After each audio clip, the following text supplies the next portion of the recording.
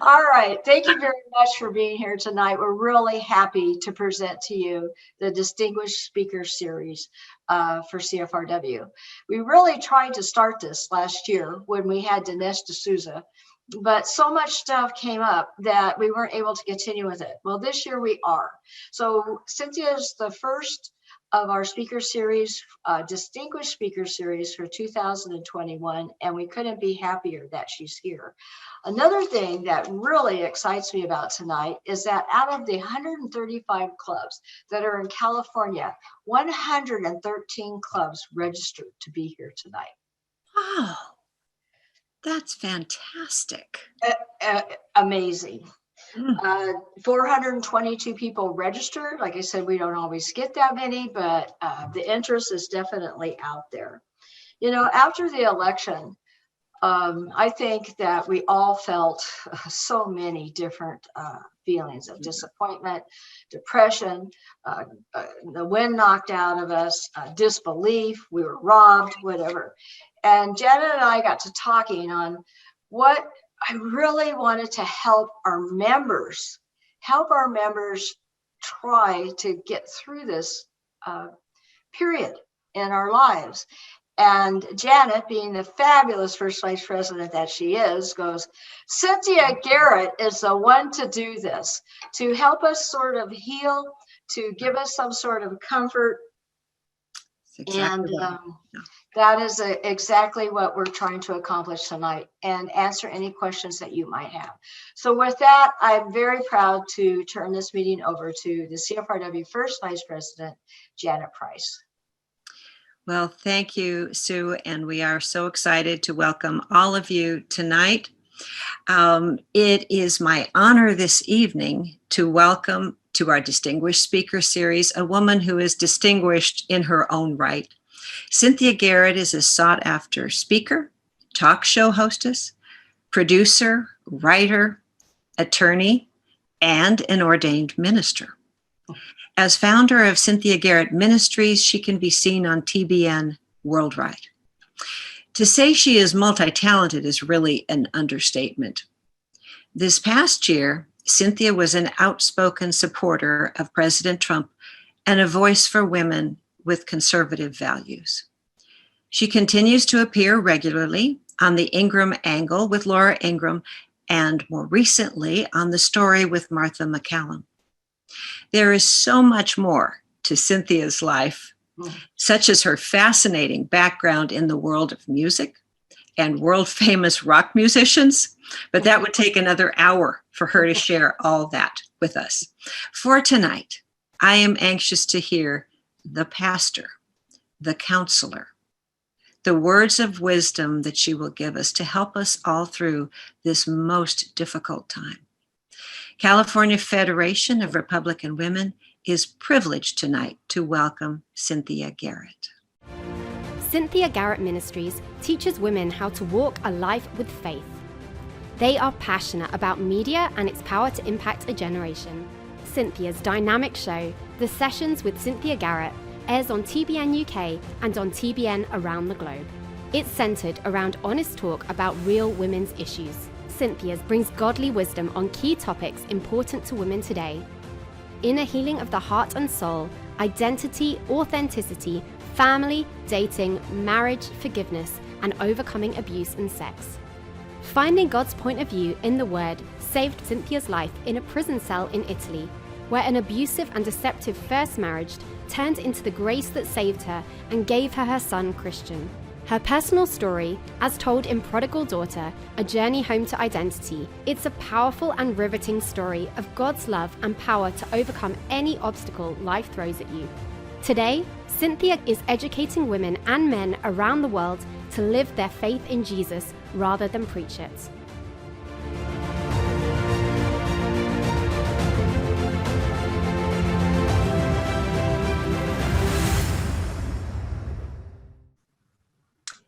We welcome Cynthia. We're so happy to have you tonight. Thank you all for being here. We're in for a treat. Thank you, Janet. I hope I'm coming in clearly. Can hear you. My internet's unstable. Okay. Let's see. I'm going to put my glasses on here. All right. Hello, Janet. Hi, Sue. How are you? Hello, everyone. Thank you. I'm impressed with how many people have taken time in the middle of the week to join us. And it's interesting when we started speaking about tonight. The topic or the sort of thing that hit me so strongly in my heart was embracing America's future, no matter what, right? Because one thing we know about ourselves as Americans is that we're resilient. And so for many of us, for all of us, I think we are living right now in the no matter what. And I have to tell you, one of the things that really, as I was sitting here watching you guys open tonight, something really made me so sad. And it was one of my sisters out there who wrote basically that most of us are afraid to speak.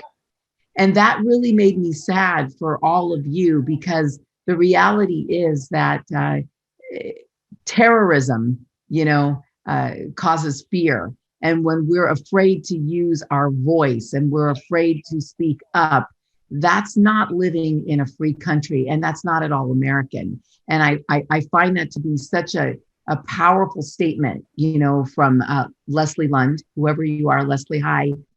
Amen. Most of us are afraid to speak, sadly. So what I hope to do tonight is to encourage you to speak, to use your voice, because one of the most powerful things about us as women is that we are mothers, we are sisters, we are girlfriends, we are wives, we are daughters.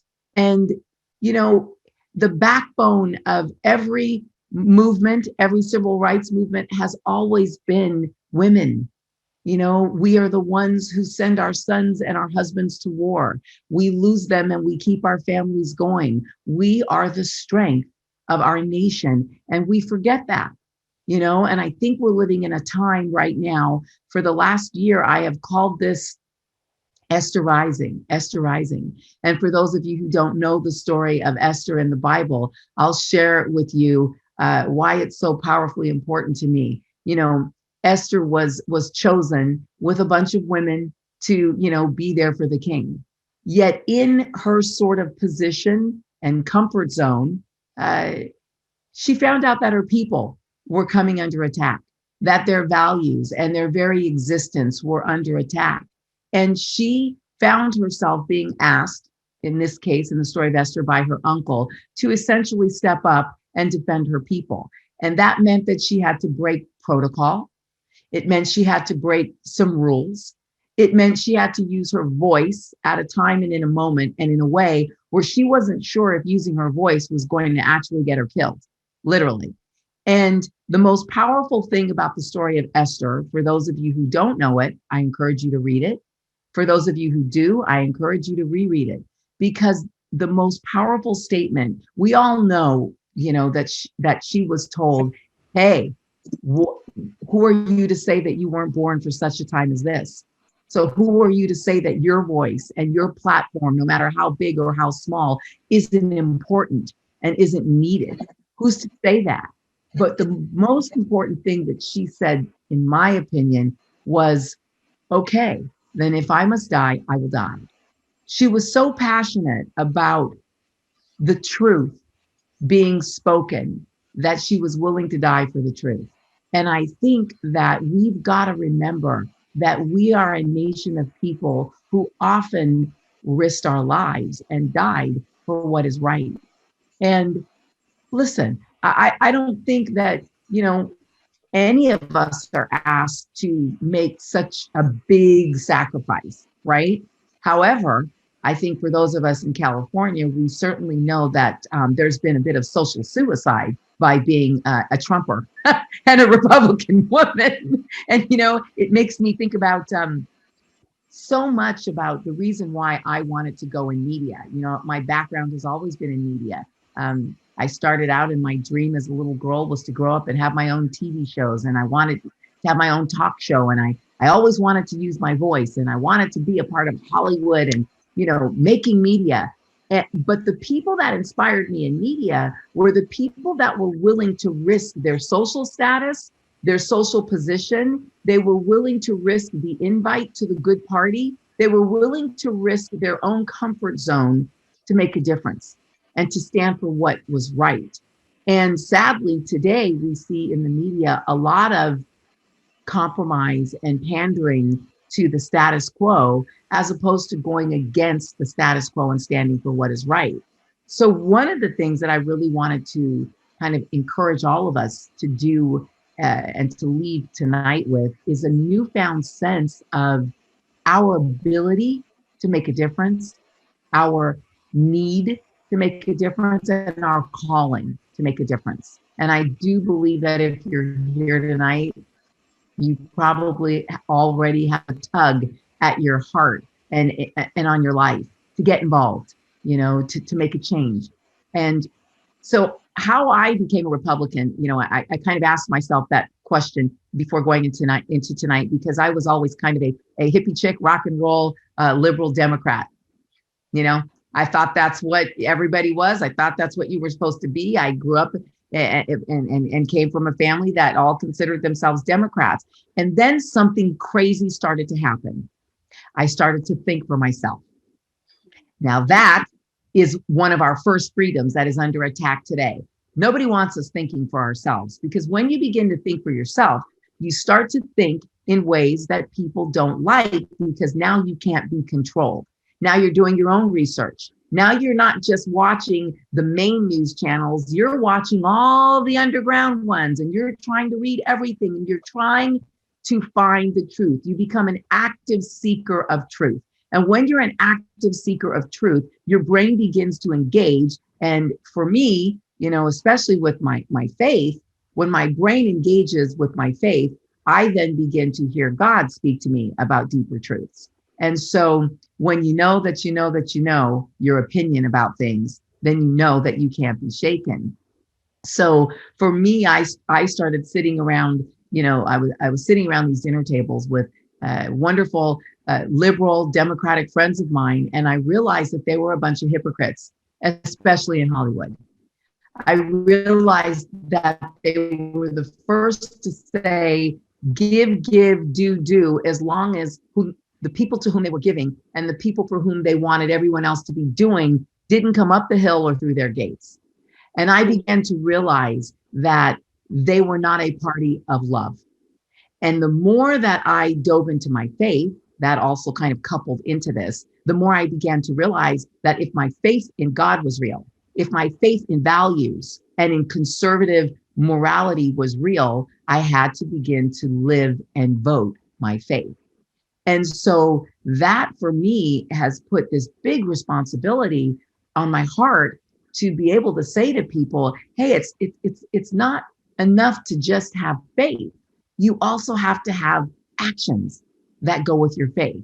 So for those of you who may not share the same faith, you know that we are a country built on Judeo-Christian values, right? And those values are about love and acceptance and peace, and dialogue is the way that you interact with people. But there are also truths, and there are truths that we embrace, and within those truths, I find myself asking the question right now, well, okay, if this is where we are, and this is the outcome of our election, and listen, I think most of us are still waiting for the other shoe to drop. I just want the truth to be revealed about our election, because I see too much that says differently for me to just wholesale believe what I see. However, here we are. And so many of you may be asking yourselves, why are we here?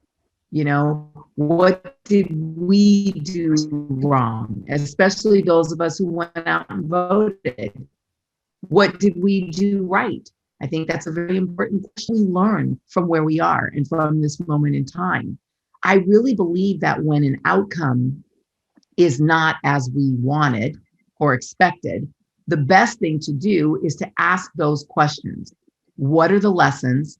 how can we pull together? How do we become stronger? And what do we do next time?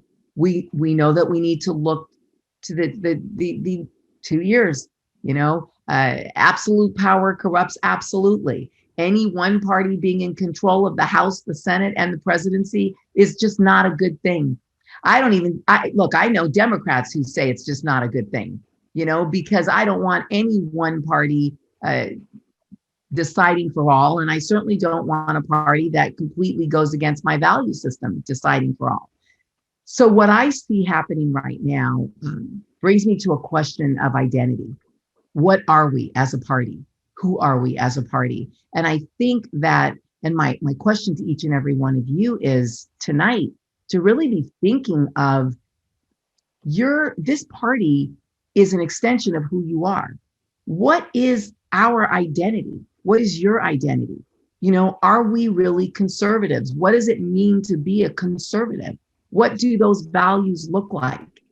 Because I think that for far too long, if you don't stand for something, you fall for everything. If you are not solid about what you believe, your party's going to fold.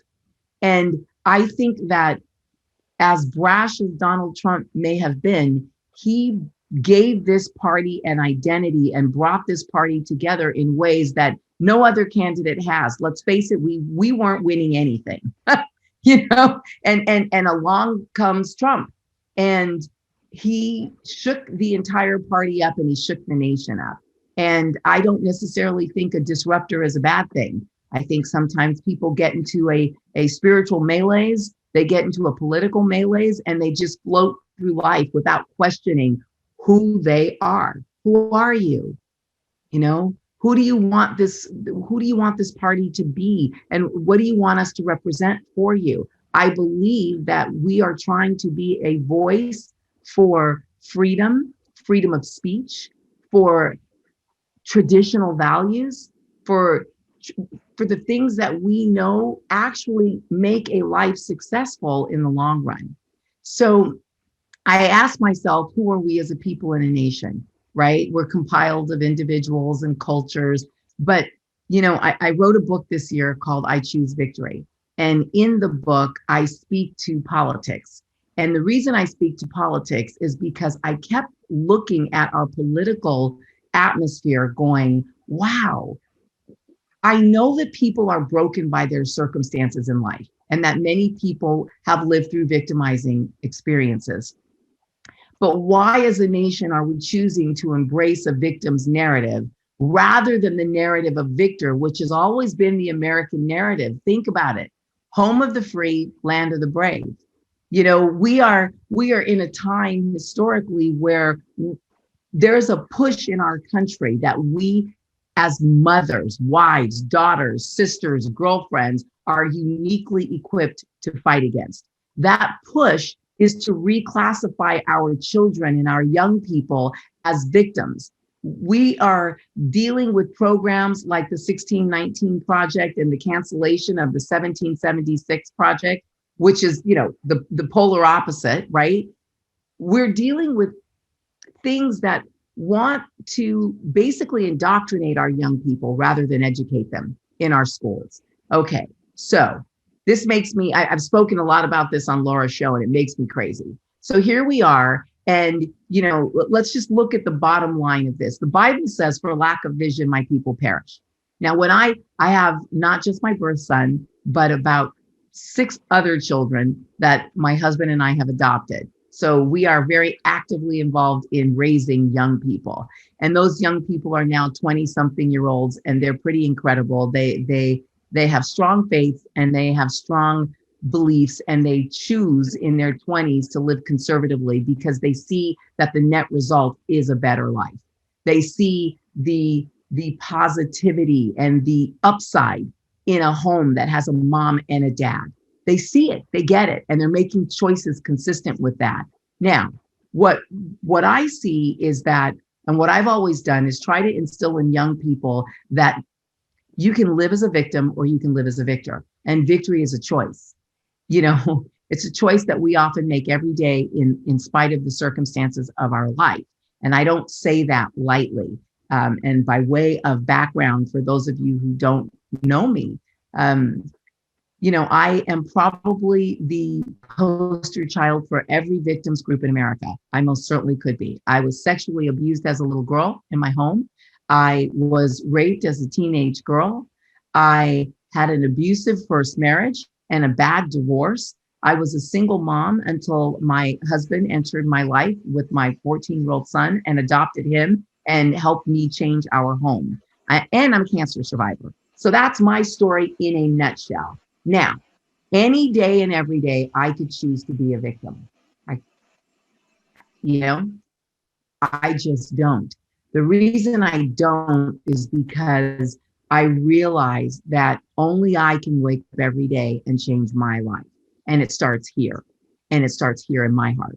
And if I live my life from the point of view of being a victim, then everything that I do, everyone that I see, and every experience I live through is going to be colored by a victim's lens, right? So I'm going to be angry. So I'm going to be entitled. So I'm going to think that everyone owes me a better life.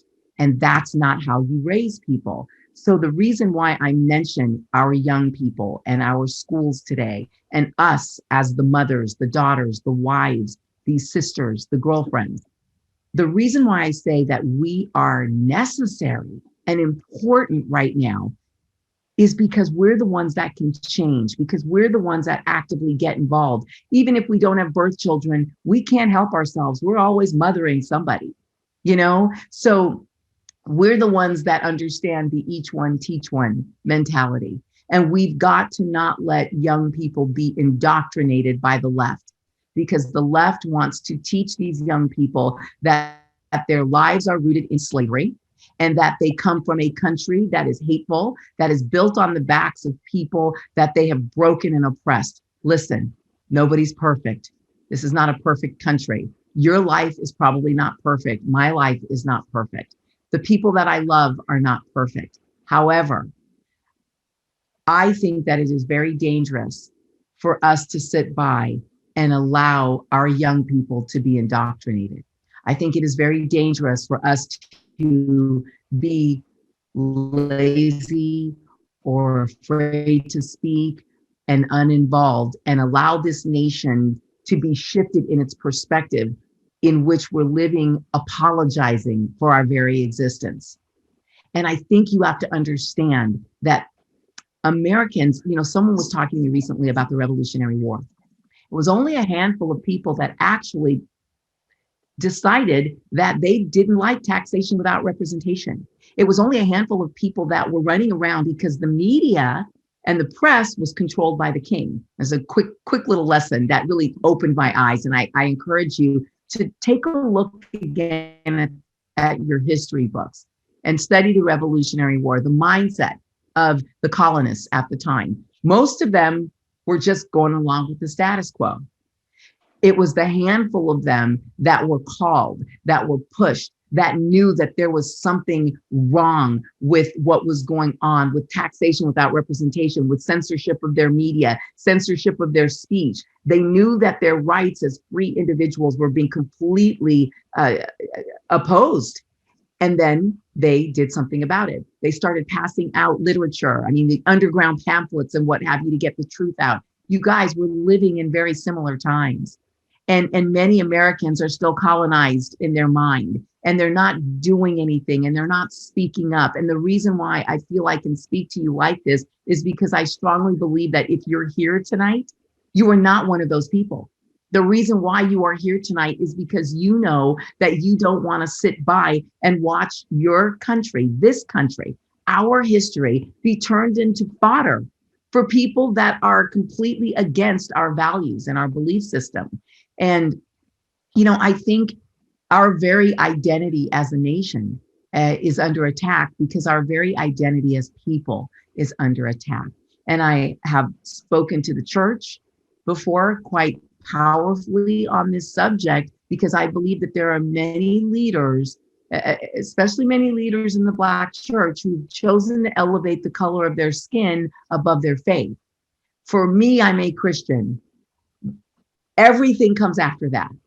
I have a certain a code of values that are more important to me and more essential to me than the color of my skin or my gender or the marginalization I've experienced in my lifetime or the victimization I've experienced in my lifetime. My faith tells me that I love my brother and sister, that I can do all things through Christ who strengthens me, that I am the first and not the last, that I'm an overcomer. That's what you need to know about yourselves and about us as people. We are overcomers, but we need each other. So fellowship like this and a series like this, where you can come and find encouragement for yourself as a Republican woman, these parts of our identity, right? I'm God's daughter first, and then I'm Roger's wife, and then I'm Christian's mother, and then I'm, Janet and Sue's girlfriend, and I'm your sister, all of you watching. I'm all of these things. One of these things is that I am a Republican woman. And I'm a Republican woman who lives in the state of California, to educate people as to why we're so passionate about what we believe. And I know that we have lived in a very difficult environment. For the first time in my life, I cannot believe that I have lost friends, relationships, family members over politics. One of the things that I thought when I watched the Capitol being stormed was, well, that's not Trump fans, because we've been too passive. We don't do that. That's not us. And you know what? That may be part of the problem. We do need to actually storm the Capitol in our own way. Wherever you are, you can, with love and wisdom, sow the seeds of your faith, of your belief system. Why are you a Republican? Why? Is it just taxes, or is it something more? For me, there are essentials like the abortion issue. That's a big issue for me. I don't think that it is empowering as a woman to be told that I can just terminate a pregnancy. What really made me feel powerful as a woman was when someone taught me that I could abstain, that I could say no, that I could choose to be celibate, and that I could make a man choose to spend time getting to know me, not just my body. That was radical for me, but that was biblical for me also. So that's where my faith began to line up with things. And that doesn't need to be your faith per se. Maybe that isn't your faith. But I do encourage you to ask yourself, who do you want your daughter to be? I look at what's politically correct today, and that's not what I wanted my son to be. It's not what I wanted my nieces or want my nieces to grow up to be. I want them to value modesty. I want them to value covering themselves up. I want them to value their bodies. This is a temple. Why shouldn't a man, it's funny, I often say, Beyonce's song became big for a reason. If you want it, then you should have put a ring on it. Why did that become so big? Because inherently as women, we know that we're worth more. We do. We know it. We know that the game of selling ourselves short only lasts so long, and we are only playing a game with ourselves, when we allow ourselves to go there. So I think that we've got to reframe the narrative for ourselves and for others and how they see us. I think that if there are 10 of us who are Republican women in the entire state, then we 10 or we 2010 or we 210,000. It doesn't matter, see, because it starts with each one of us. We've got to live in such a way that people see the power in our position. We've got to truly be about the values that we say that we're about, because that's when people see the power in a position. We have to be a party that is clearly defined by our conservative values, not in a way in which we're judging others, but a way in which we're fighting to defend our rights as much and as loudly as they fight to defend theirs. So what can we do? Well, I often think about education. And in terms of education, I have said 115 times, we can canvass our schools. We can start change.org petitions to sign, go right online. It's very simple. You can start petitions for any number of things. It's not even that difficult to get something on the ballot. I think a couple $1,000s and a couple 100,000 signatures. There are things that we can do if we will take the time to do it to make a difference in our own sphere. We need to dictate the curriculum that young people are being given in our schools. We need to show up. We need to vote against the indoctrination of our kids and start standing up for their education. And what kind of an education do they really need? They need an education that's fit for today, not an education that was created for an industrial age America. And that's a whole other conversation. But I say all of that just to say we have to care, And I do think that there is something very valuable in knowing and understanding our Judeo-Christian values and roots. Historically, spiritually, and I think in terms of the strength of our party, really understanding why you can find scripture written on the Lincoln Memorial is a worthy question to ask yourself. Love and passion can cause so much change.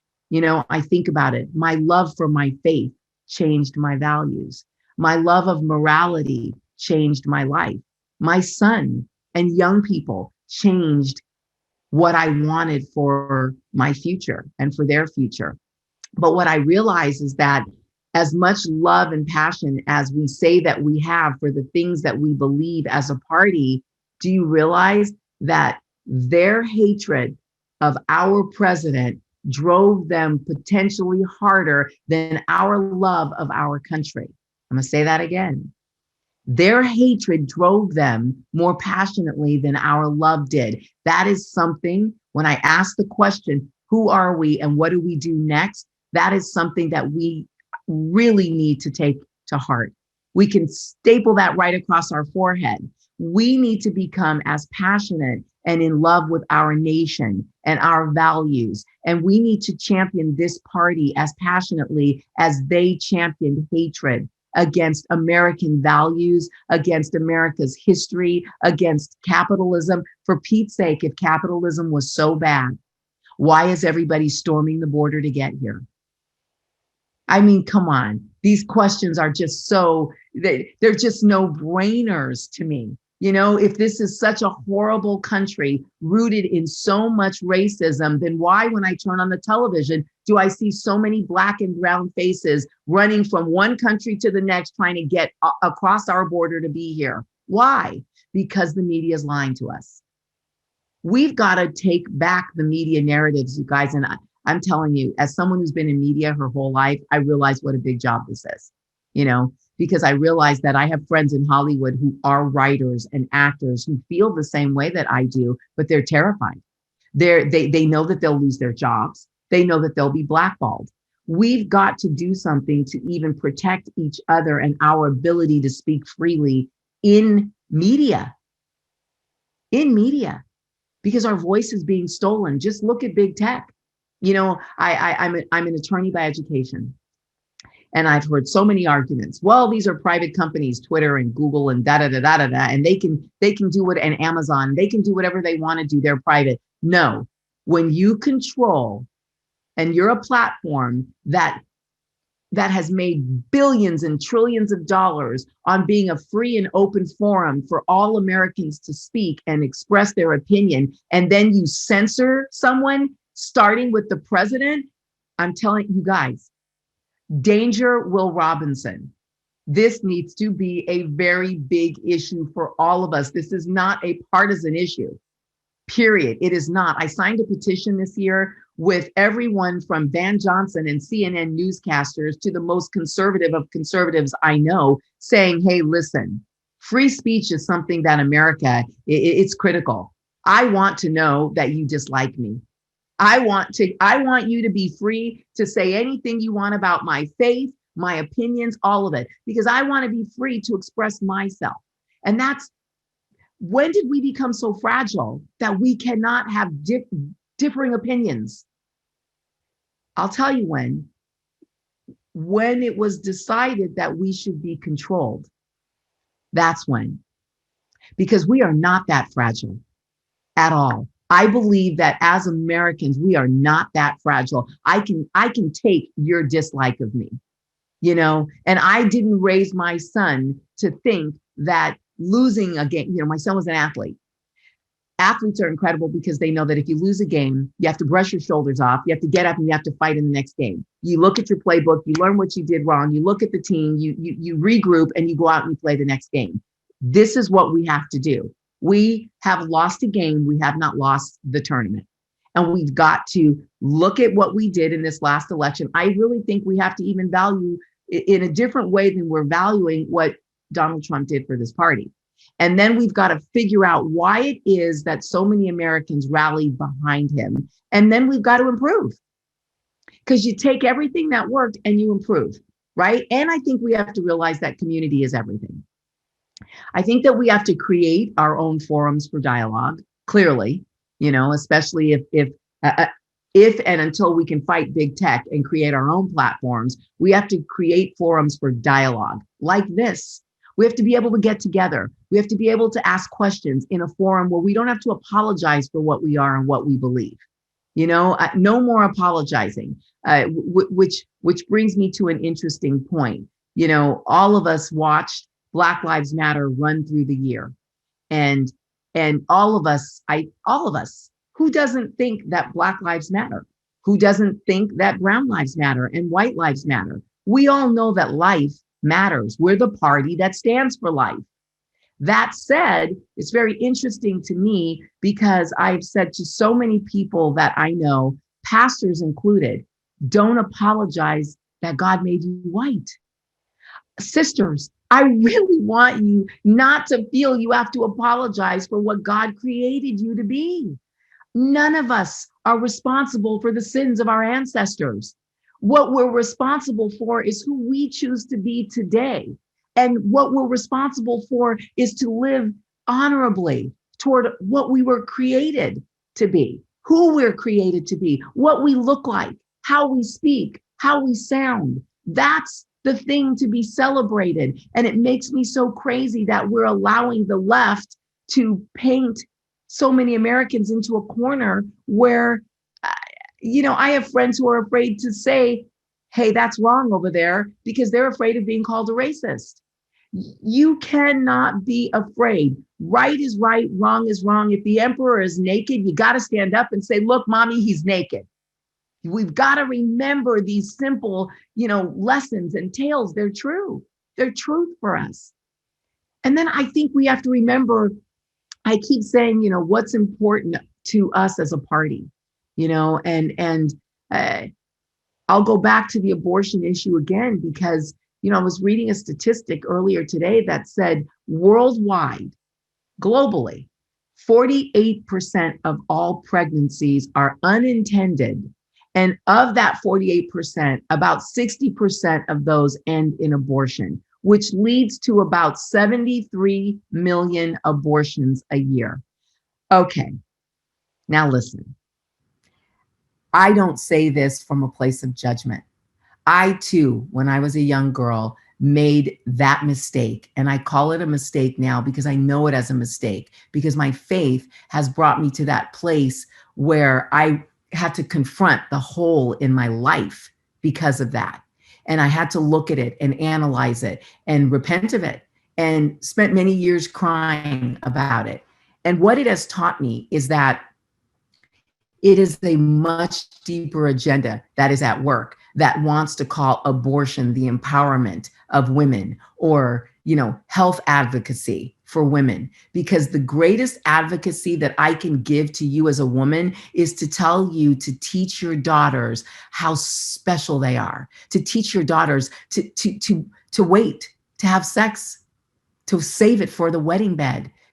It sounds so old fashioned, and most people don't want to say it even in a church, but something, you guys, I'm going to tell you the truth. Honestly, I came to this issue late in my life after trying and failing at many relationships. And I got to tell you, My husband courted me for 4 years, celibate, and we saved sex for our wedding night. And in those 4 years, the healing that was done in the areas of brokenness in my life because of casual sex, because of being raised on TV programs like Sex and the City. I mean, my girlfriend was Candace Bushnell. She wrote the book. I mean, I knew the showrunner for HBO who made the show. I mean, listen, I'm from a generation of women that was taught how to be a girl as dictated by gay men. Come on, girls, there's something wrong with that. There's something wrong with that. And so I want to encourage you to really look at this issue and begin to ask yourself, hey, what is sexual revolution? What is it? What is it really? What does it mean to be sexually empowered, really? What does it mean to teach your daughters and your sisters to be sexually empowered, to be healthy in their thinking towards sex? I'll tell you, it is not what we're told. It's not, because abstinence is powerful. Because celibacy is powerful. Waiting until you're married is powerful. And listen, sometimes we shoot for the stars and we hit the moon. I get it. I get it. But all I'm saying is that if you don't stand for something, you fall for everything. And in this area, when this fall is excused by something so heinous as abortion, it just makes me look at this whole issue of premarital sex and abortion and sex trafficking and all of these things that are coming. Look, this SB 145, I think it is the bill that basically begins to slide the scale on pedophilia. What are we doing? And why aren't we using our voices as women to speak up and say, hey, hold on a second. You want to know what empowerment is? If you want me, put a ring on it. Respect me. Respect me. And that's, as a party, that's what makes you strong, is when you begin to truly live what it is you say you believe. If we're wishy-washy as a party because we're trying to pander to everybody, we will never regain control of anything, period. You either live on one side of the fence or the other, but you cannot live on the middle of the fence. The only thing you get living on the middle of the fence is a pain in the groin. Trust me, I know.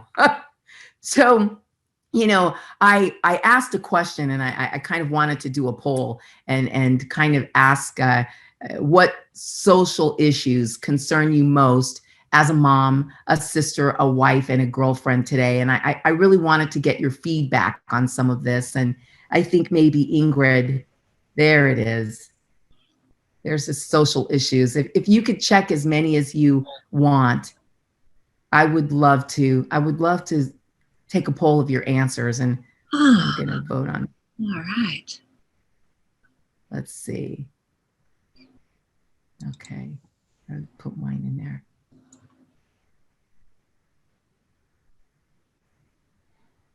I'd love to see what you have to say. Thank you for saying that. I'm nothing if not authentic, and I'm not sure if that's a good thing or a bad thing, you guys. I try to always share from there's no place of judgment in my heart at all, because trust me, I've done it all and been through it all. I've made every mistake you could possibly make on my way to, my faith and my beliefs. But I think that transparency and dialogue is true freedom. And I think that we have too many leaders that stand on pulpits and podiums and they pretend to be perfect.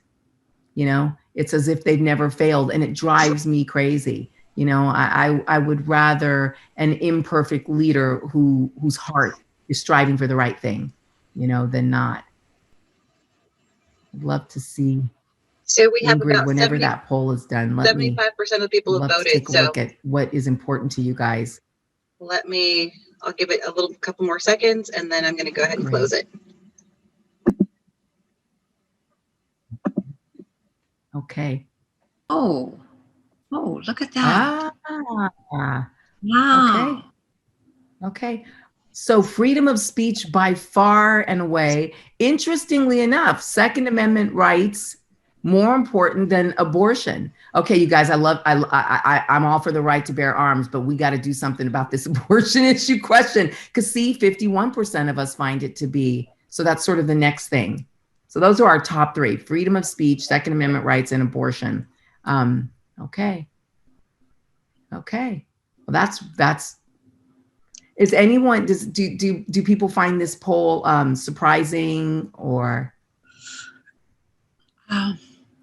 I think, Cynthia, part of the freedom of speech thing, if you don't mind my just answering that a little bit, is what we're going through right now with the cancel culture.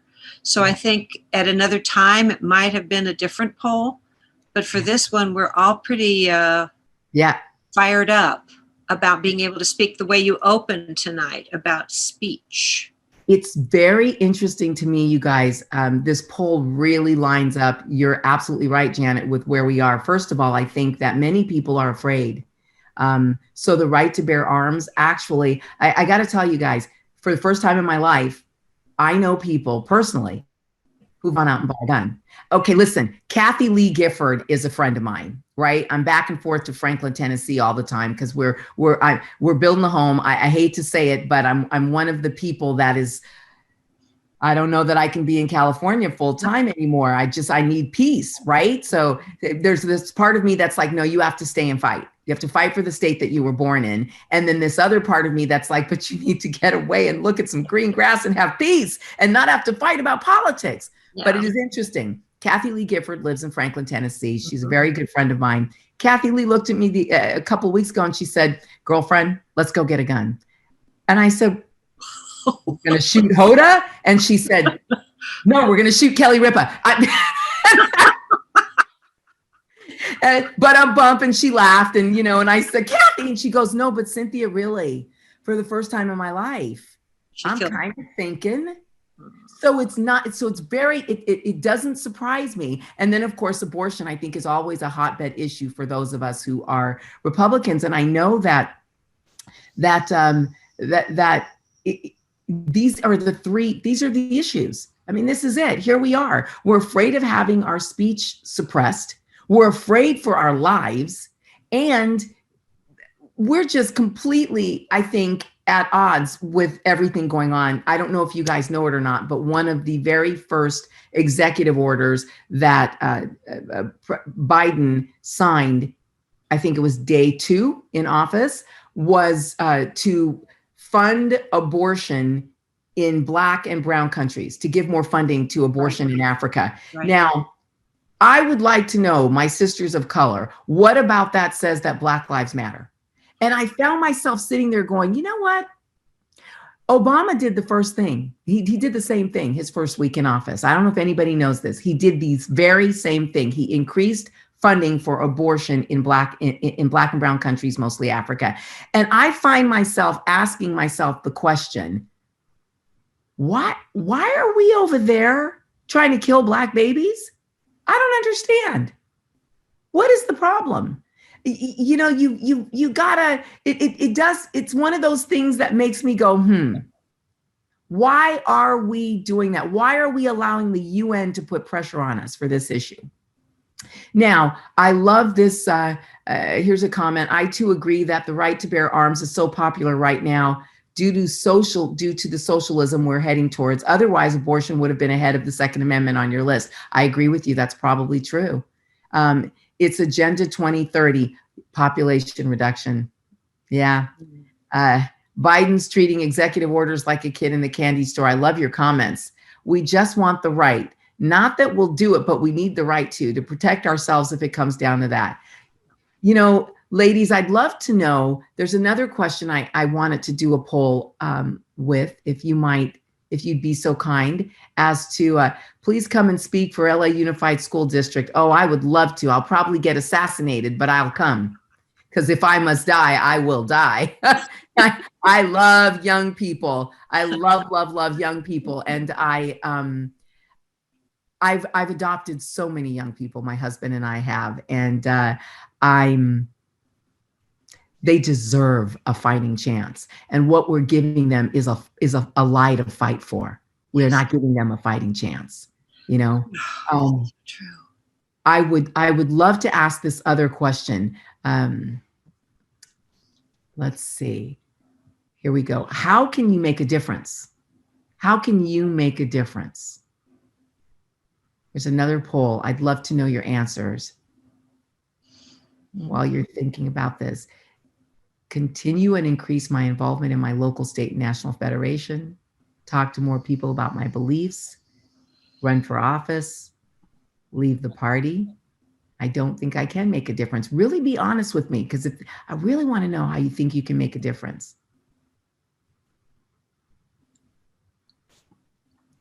Now, it's only letting us answer one. I would probably answer three, but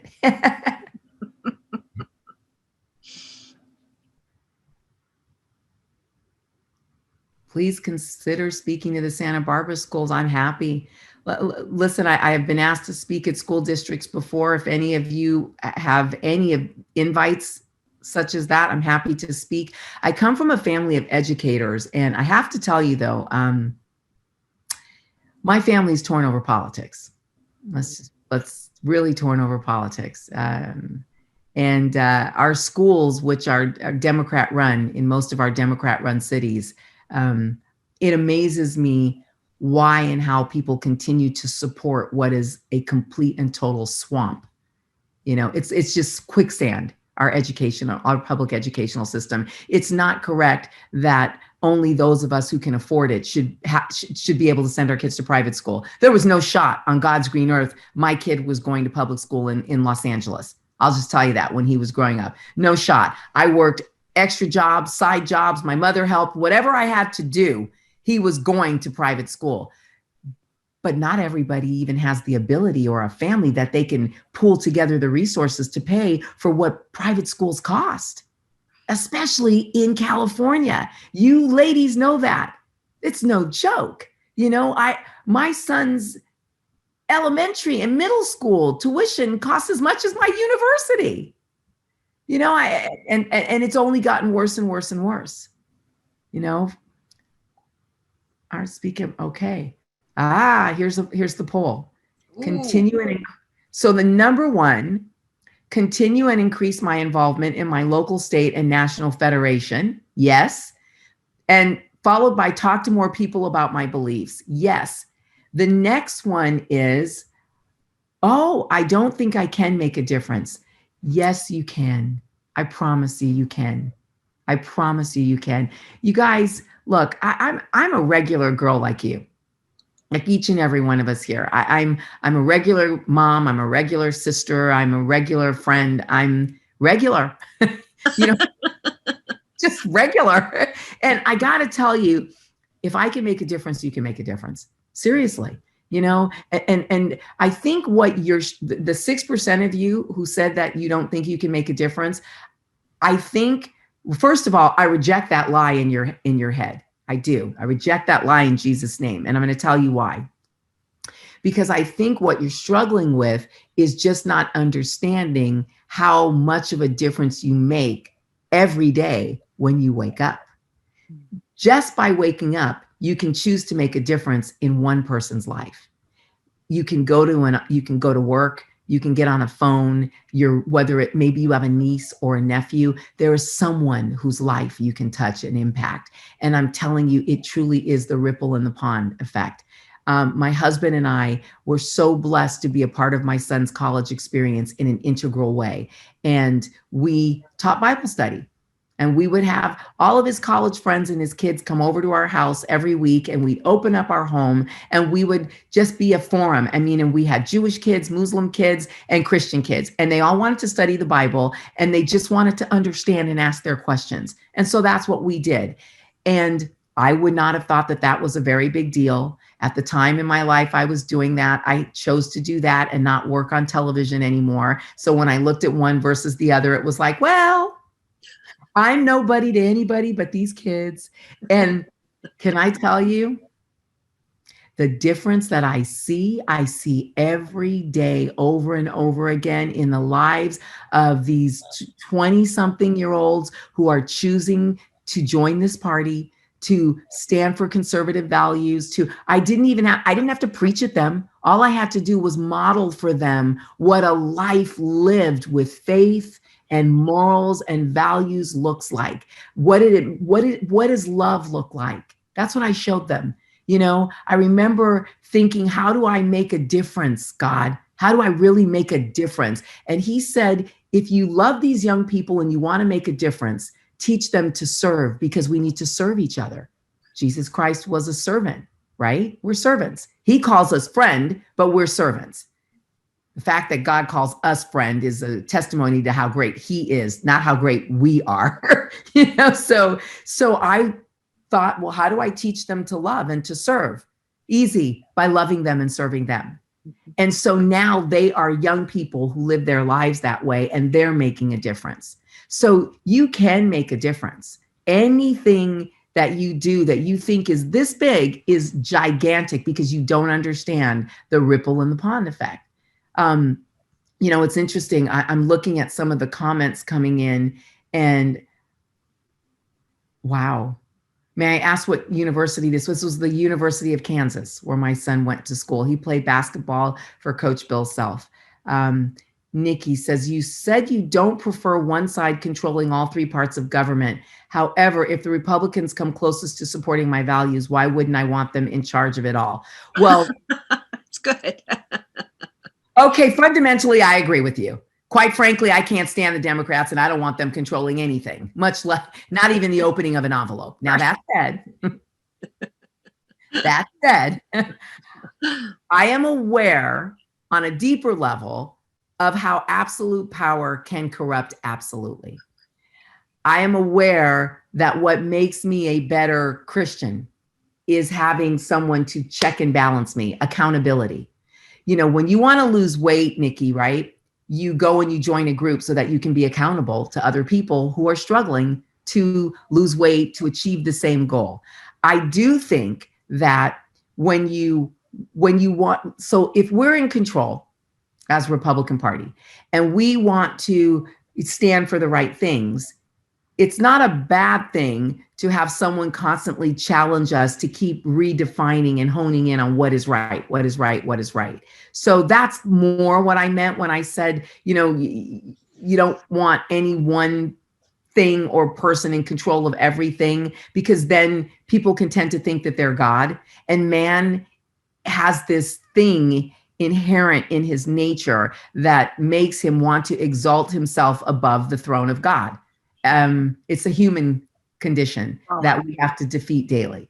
So that's more what I meant. But in terms of my values and my belief system, I think this party is the party that supports wholeheartedly the things I believe in. And as I said, as my faith deepened, I knew that I had to vote my faith, and not enough Christians voted their faith, I think, even in this election.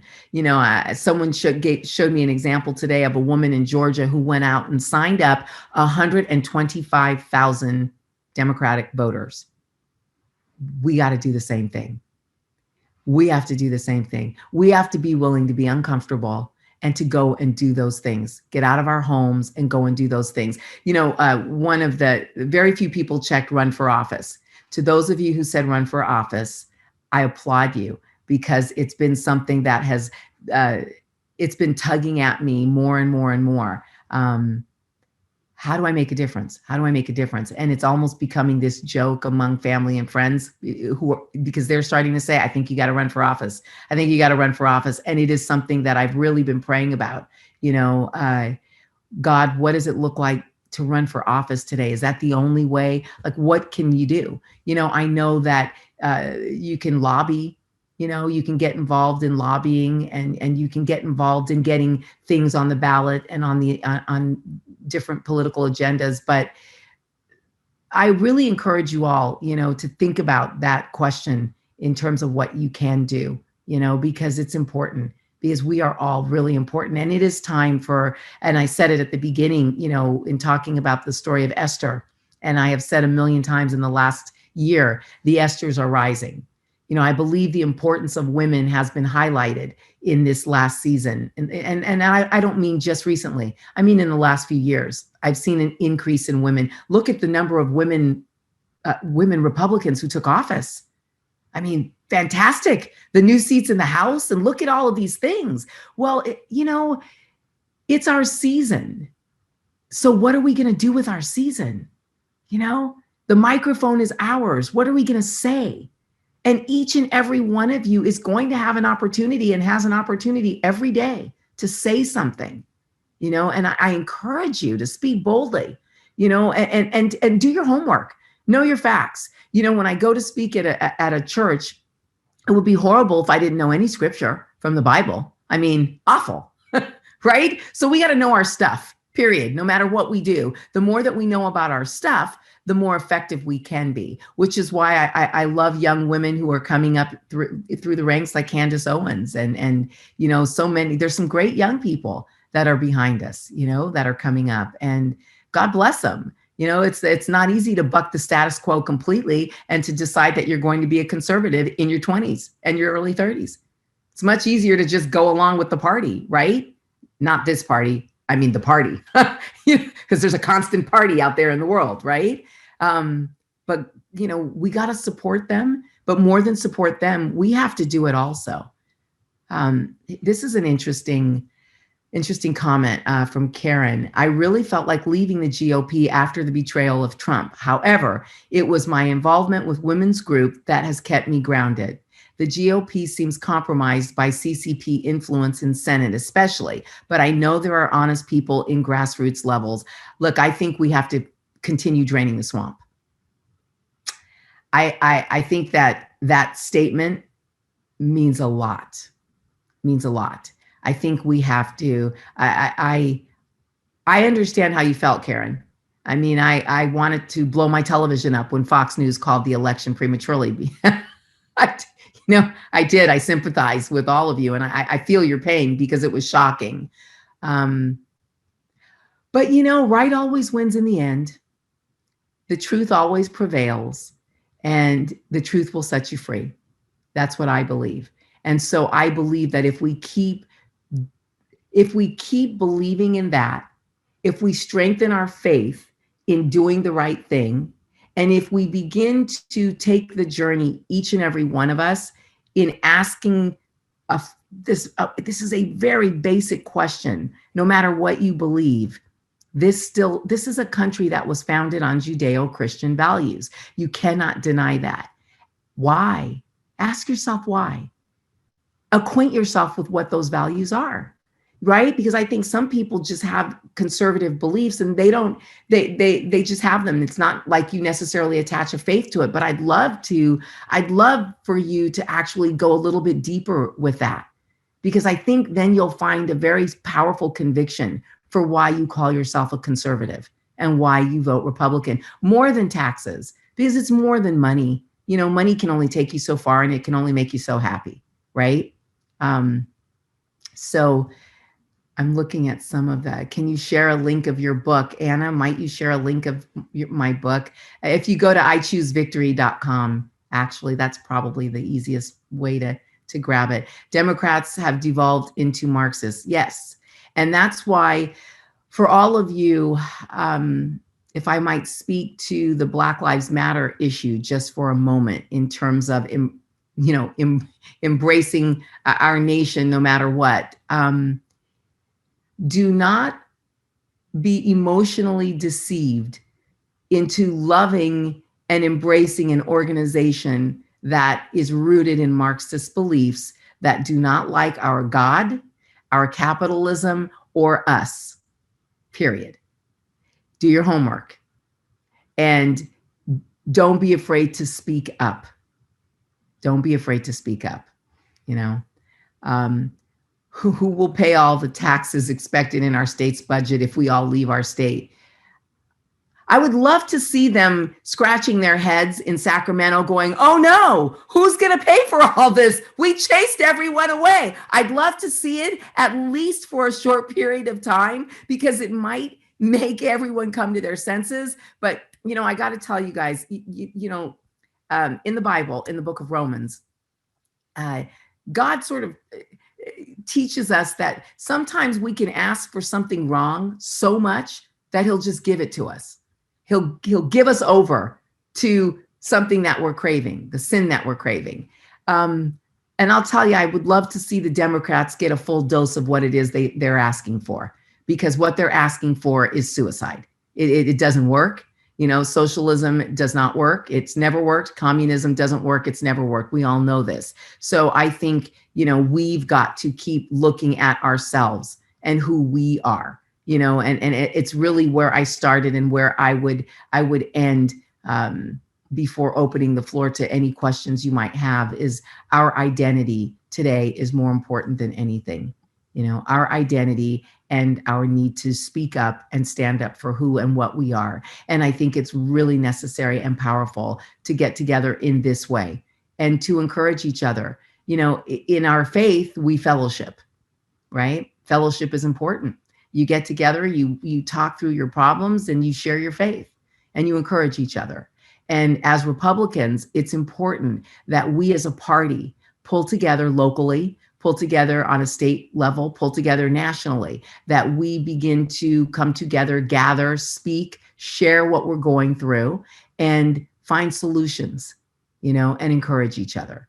It's important, more now than ever, because while we look like we're on the losing end of things, we've simply lost a game. We have not lost the war, So I really don't want you to get so discouraged that you just trust me. She said, here a comment, trust me, the Republicans don't have enough balls to think they are God. Well, Nikki, it kind of goes along with what I said about watching the Capitol being stormed, because I just kept thinking, no, that's definitely not us. We should have been storming things a long time ago. We wouldn't be where we are today. We should have been storming things a long time ago. How to fight voter fraud that seems a Democratic strategy of stealing elections? Okay, that's a big question. I honestly believe that we've got to take to petitions. We've got to start writing letters. We have to start writing letters to our congressmen. We have to sign petitions. We have to demand a real look into Dominion and into what happened with this election. We have to. And I know that it's not enough for Ted Cruz and Donald Trump to ask for it. We've got to do it. We've got to do it. This is not about who won or who lost. This is about your future. Because let me tell you something. If they can get away with stealing an election, and we look, I don't know if you've seen the video with the Italians and everything that's gone on with Leonardo Spa, but if you have, then you know this much is true. If they did it once, they'll do it again. And if they'll do it again, then our vote doesn't mean a thing. Forget it. You might as well sit down. And I refuse to sit down. We cannot sit down. The elections I'm reading, you can run for office and talk about your beliefs more. Thank you. I have one vote. I do have the third poll. The Republican Party. Yes, I'd love to ask that. There's one more poll. Do we have time for another poll? Okay. All right, let's see. What would you like to see make the Republican Party more successful? And please check, I think you can check as many. Yes. Okay, check as many as you would. I can't wait to see this one. This is it's a good poll for us to really think about. Oh, I love this. While you guys are taking the poll, Joan writes in, 5 Republicans decided to run for the VTA County Central Committee, friends of mine. We won and unseated some of the others who have been there for a while. We call ourselves fresh faces, and we just had our first meeting on Zoom last night. Add that to being the president of a club in Region 5. We have many goals to recruit more Republican voters. Oh, that I could cry. That is such wonderful news. Joan, I got to tell you, yesterday, I said at the beginning tonight that I've been visiting a friend here on Hilton Head Island in South Carolina, and which is where I'm coming to you guys from tonight. And we've been teasing each other and divvying up in our girlfriend group who's going to run for what office and how we're going to take the state and keep the state of Tennessee red and flip the state of California red and I said, you guys, I know we think we're just joking, but we could do this. And the fact that you just wrote this, Joan, you have no idea. I am sharing this as soon as we are finished tonight with my girlfriend Vance and telling her, see, look, it is possible. I'm telling you guys, who's stronger than us? Come on. It's more than our season. We're more than qualified. Here we go. What would you like to see make the Republican Party more successful? The first answer, stronger leadership. Amen. The second, more conservative elected officials. No. The second is better communication of strategy. Yes. And then more conservative elected officials. And then after that, more training on platform and policy and more moderate elected officials. Wow. By a landslide, these answers. I could not agree with you guys more. I do think we need stronger leadership. And Mitt Romney is not it. I have Tourette's also, you guys. I'm sorry. Stuff just comes out of my mouth. Forgive me. But you know, on the fence leadership is not what we need. We need stronger leadership. I do think we look, if we're going to be a conservative party, then we need more conservative elected officials. We need to stop electing people that are there to compromise. Because guess what? Compromise is getting us nowhere. If you stand for nothing, you will fall for everything and eventually you implode. Ask the Romans. I mean, come on, better communication strategy. That's a powerful one. And I do think that that's true because, like it or not, we live in this digital age of technology. So it is important, I think, to have a strategy to communicate. And no matter, look, if I could tell Donald any one thing, I would say, President, listen, I just wish. I thought his communication strategy the last couple of weeks of the presidency, they were so amazing. He said they were such fantastic speeches, but I wish that he would have maybe had a little bit more ability, to kind of, I don't even, maybe put on a little bit of a face sometimes, But I even give him a pass there because I figure, could you imagine being president and for 4 years, every day that you wake up, it's all out war against your life and your family, your children, your wife, I can't imagine what that must have felt like. And you guys, I have to tell you, as a Christian, that's the first conservative value that I have. And love to me is an action. I spell love, Time. Love is messy. Love is inconvenient. Love calls at 3:00 in the morning and says, Mom, I need X, Y, and Z. Love says, Mom, so-and-so doesn't have a place to stay. Can they use the extra room? Love is about opening your arms and your mind and your heart in so many ways. And so I would encourage us as a party to put a lot more love on the man that just went to war, and got bloodied every day for this party. I do, because whether you agree with everything that he stood for or not, and whether you agree with everything he said or not, I think we can all agree that making America great is a worthy goal. Why shouldn't we be great? We are great. We've been great since the day that we committed ourselves to living free and honoring each other. And, we've made mistakes, but we've constantly tried to battle our way, to the right thing. So I just encourage all of you, to really be forgiving, be forgiving of spirit. And I'm just looking at some of the, yes, iChooseVictory.com. I admit that this Republican Party must change fundamentally and promote traditions that made our country amazing. The swamp have reconstituted, and we women have to continue to fight on until small victories are achieved.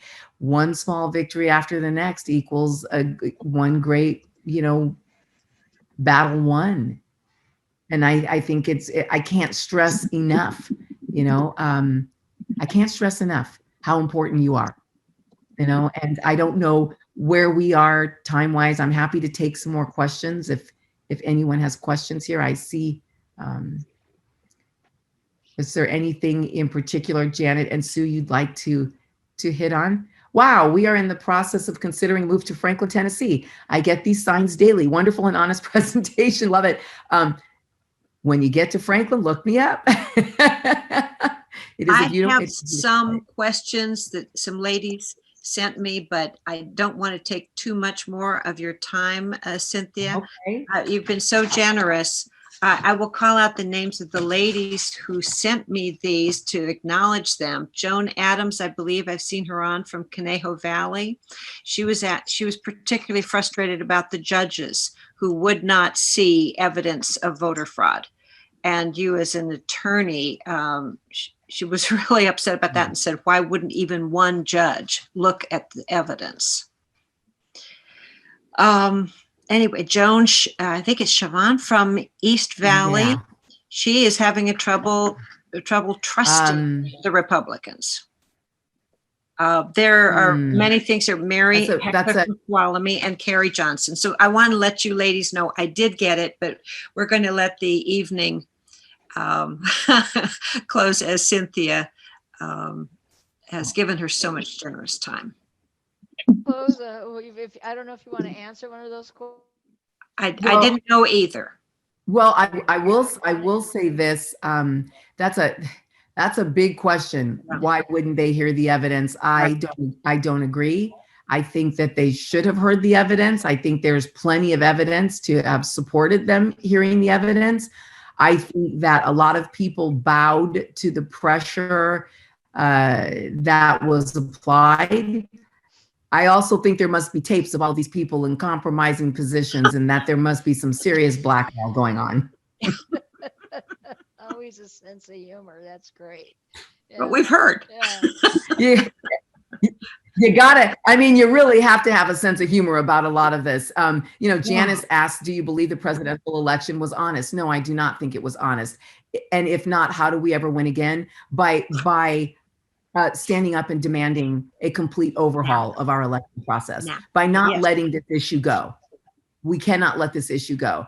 I'd love to answer this question from Leah. What do you recommend we do as parents to combat the change of Title IX to support our young athletic girls who train to compete in the world of sports as a woman based on their own merit? I'd love to answer that question. I'll tell you why. What do we do as parents? Stand up and use your voice. Don't back down and be told that it's politically incorrect and that you're hateful because you are recognizing the fact that men should not compete with women. Now, I'm sorry, maybe this is just an area where the 1% of people that are struggling with this issue can't control, everything. It's not fair. The rights of the minority have to be looked after, but so do the rights of the majority. Right is right. Everybody needs to be considered in a dialogue about what's right. I am disgusted with the fact that what we are saying to our young women, is that men can be better women than we can be. I remember, look, and I don't have a problem with any of that. God loves everybody. God wants relationship with everybody. And I have friends of all different types and colors and sizes and shapes and straight and gay, all of it. However, my daughter needs to feel proud of herself.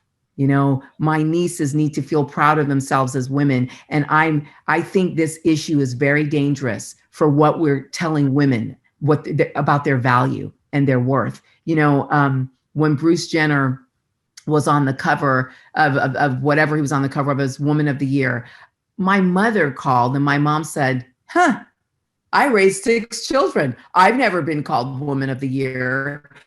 And she was joking, but she wasn't joking. There was pain in what she was saying. And that was wrong.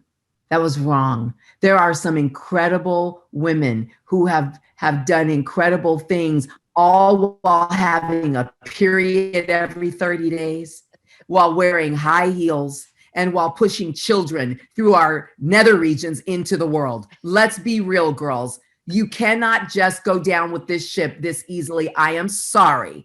I sympathize. I want to help find a way for everybody to, I get it. However, It is what it is, what a TI is, as my grandmother used to say. And I don't believe that we're doing anything to help women, especially young girls in sports. We're not doing anything to help their self-esteem. We're not doing anything for women by allowing this to spread and grow the way that it is. We've got to come together and fight against it and use our voices and speak the truth in love. Well, It's not going I to be think very that's a politically good correct. place I'm to sorry. end, Cynthia. And what a wonderful treat we've had tonight, haven't we, ladies? That's fabulous. Thank you. Just fabulous. Oh my gosh, we could go on for another couple hours, I think. Thank you so very much for giving of your time tonight. Welcome. It's exactly what we needed. And the way that you handled the chat with the members on our using our virtual technology, you're a pro, obviously a pro. So thank you so much, Cynthia. We hope to have you back, and we can't say it enough how much we appreciate you being here tonight. Thank you to all our members. We appreciate you being here Bless tonight. you. I hope that you got a lot out of our first series in the Distinguished Speaker Series. Next month, we are going to have Congressman Mike Garcia. He has asked to come and speak to the California Federation of Republican Women. So watch for that announcement, because he must have something he wants to tell us. So we'll be announcing that very soon. Thank you, everyone, for being with us tonight. Thanks again, Cynthia. Thank you. were Thank you so fabulous. much, Thank Cynthia. you so much, Janet. Thank Thank you. you, Ingrid, behind the camera there. Ingrid, Anna in England. It's an Anna, honor. yes. Thank you so much. I've Thank loved you. It's every such an minute. honor to be with you. Thank you, ladies. Just Very Thank much you. loved it. appreciated. Thank you, Cynthia. Blessings. Good Bye. night, everyone. Good night. Sweet.